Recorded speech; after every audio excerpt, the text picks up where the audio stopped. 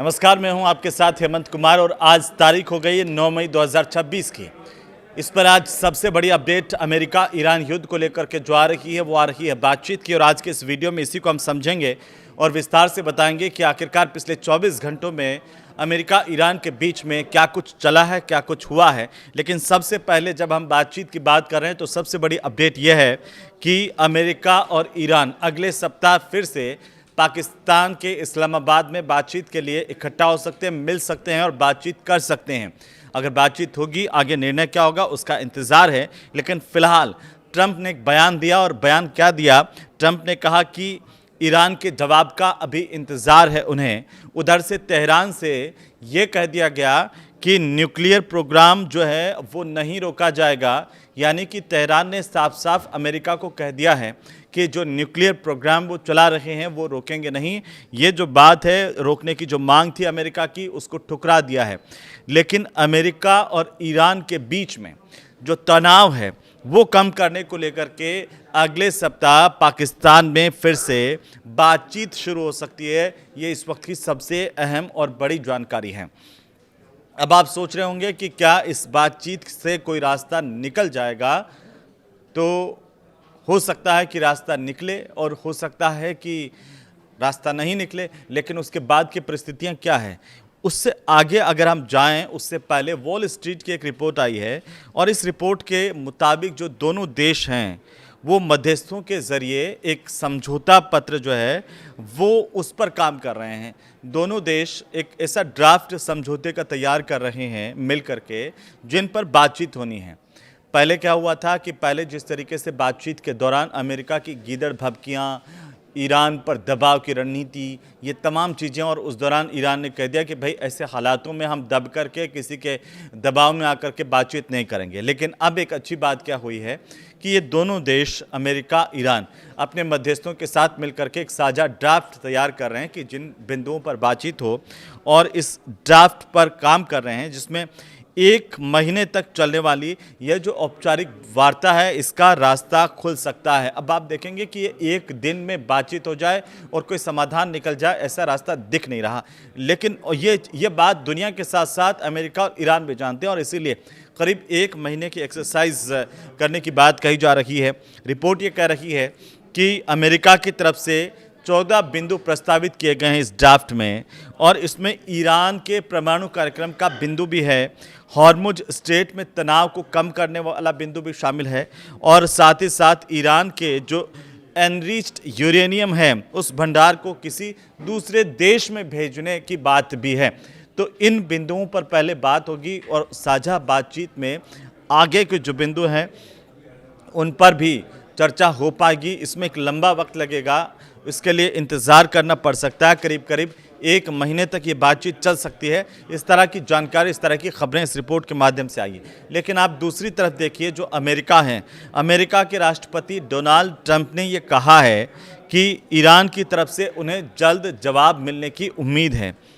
अगर बातचीत आगे बढ़ी तो सीज़ फायर को और ज़्यादा लंबा किया जा सकता है। वहीं अल जजीरा की एक रिपोर्ट है कि ईरान ने ये कह दिया कि वो अपने न्यूक्लियर प्रोग्राम को या फिर हाईली एनरिच्ड जो यूरेनियम है उस पर कोई भी समझौता नहीं करेगा।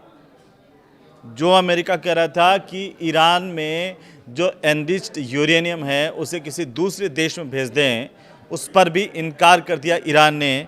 और ईरान ने इस बात पर भी इनकार कर दिया कि वो अपना न्यूक्लियर प्रोग्राम किसी दूसरे देश के दबाव में आकर के रोक दे।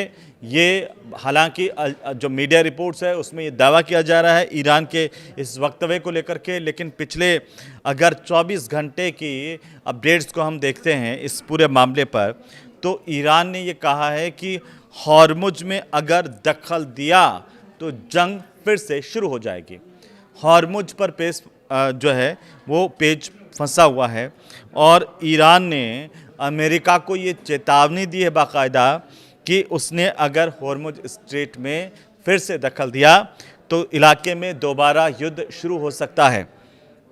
अमेरिका ने ये दावा किया कि 70 से ज़्यादा जहाज़ों को रोका गया और यूएस का जो सेंट्रल कमांड है उसने कहा कि 70 से ज़्यादा जहाज़ों को ईरानी बंदरगाहों तक पहुंचने या वहां से निकलने से रोका है।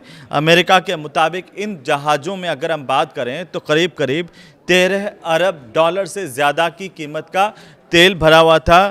तेल ले जाने की क्षमता थी इन जहाज़ों में, जिनको रोक दिया गया। लेकिन ईरान ने कहा कि आप अगर फिर से दखल देंगे तो जंग फिर से शुरू हो जाएगी। हॉर्मुज पर तनाव अभी उसी तरह से बरकरार है, आप ये मान के चलिए। और सबसे बड़ी अपडेट जो है वो यूएई पर भी आई है, जहां पर मिसाइल और ड्रोन से हमलों का दावा किया जा रहा है कि यूएई ने ये बयान दिया है, कहा है कि ईरान ने 2 बैलिस्टिक मिसाइल और साथ ही 3 ड्रोन उन पर दागे हैं, जिससे उनके एयर डिफेंस सिस्टम ने हवा में उनको तहस-नहस कर दिया। इस हमले में 3 लोग यूएई में घायल हुए हैं, इस बात की भी जानकारी सामने आई है। अब आते हैं ईरान अमेरिका के बीच में ये जो 1 महीने का समझौता है वो क्या है, इस पर भी चर्चा हो रही है। रिपोर्ट से कह रही है कि 30 दिन तक संघर्ष रोकने और हॉर्मुज स्ट्रेट को व्यापारिक जो जहाज हैं उनके लिए खोलने के प्रस्ताव पर बातचीत अंदर खाने हो रही है। और परमाणु कार्यक्रम, एनरिच्ड यूरेनियम अभी भी एक संकट का विवाद बना हुआ है, ये बात अभी भी यहाँ पर फंसी हुई है। अगर आप देखें कि ईरान युद्ध से चीन पर भी इम्पैक्ट आया है। चीन पर क्या इम्पैक्ट आया कि चीन का आयात जो है 20% तक घट गया है और चीन की ऊर्जा सप्लाई इससे बाधित हुई है। अप्रैल में चीन कच्चे तेल का जो आयात है चीन में वो 20% तक गिर गया। और हॉर्मुज स्ट्रेट में जैसे जैसे तनाव बढ़ा उसके बाद जो टैंकर्स की आवाजाही प्रभावित हुई और चीन के कस्टम डेटा जो आए हैं उनके मुताबिक अप्रैल में देश ने 3.85 करोड़ मीट्रिक टन कच्चा तेल आयात किया और ये जो स्तर है ये पिछले साल के मुकाबले 20% तक कम है। और इसीलिए हम कह रहे हैं कि 20% तक ये जो आयात है चाइना का गिरा है। और चाइना के अलावा बाकी देशों को भी लगातार ये परेशानी पैदा हो रही है। लेकिन अब आते हैं सबसे बड़ी बात पर। बड़ी बात यह है कि क्या ईरान दबाव में आ जाएगा। जो ये एक्सरसाइज की जा रही है समझौते के ड्राफ्ट की, उसमें सबसे जो पहला पॉइंट्स है वो यही है कि ईरान जो है वो अपना परमाणु प्रोग्राम को रोक दे। ईरान इस पर सहमत नहीं है। ईरान इस बात पर भी सहमत नहीं है कि उसका जो एनरिच्ड यूरेनियम है वो किसी और देश को भेज दिया जाए। और तीसरा जो सबसे महत्वपूर्ण बिंदु है वो हॉर्मुज स्ट्रेट का है। तो ईरान ने इस पर भी कह दिया है कि अगर हॉर्मुज स्ट्रेट पर फिर से दखल अंदाजी की गई तो जंग फिर से शुरू हो जाएगी।